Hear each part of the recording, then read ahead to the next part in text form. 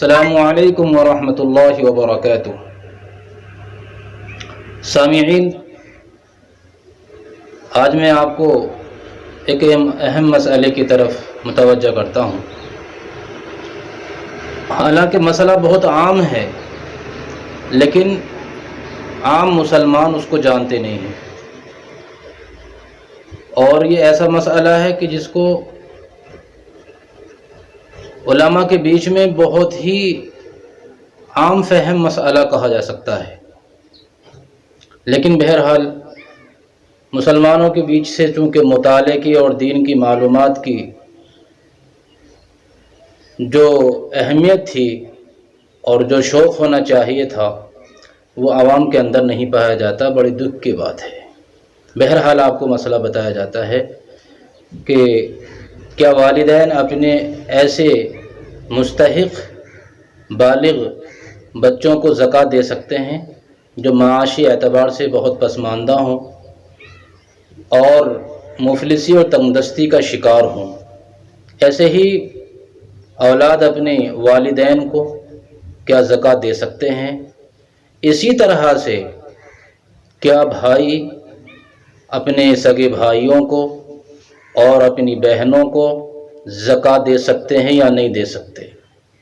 یا بھانجوں کو یا بھتیجوں کو یا چاچا کو یا تاؤ کو زکوٰۃ دے سکتے ہیں یا نہیں دے سکتے؟ مسئلہ یہ ہے۔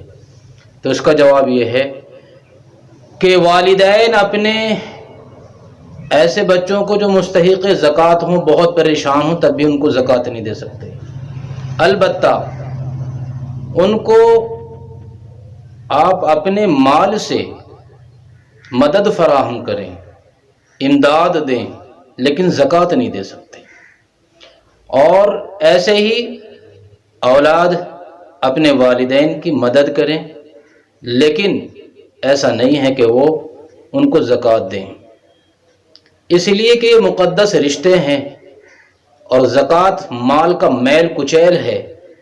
تو اپنی اولاد کو اور اپنے والدین کو اپنے میل کچیل سے غذا فراہم نہیں کریں گے، بلکہ اپنا اصل مال سے ان کی مدد کریں گے۔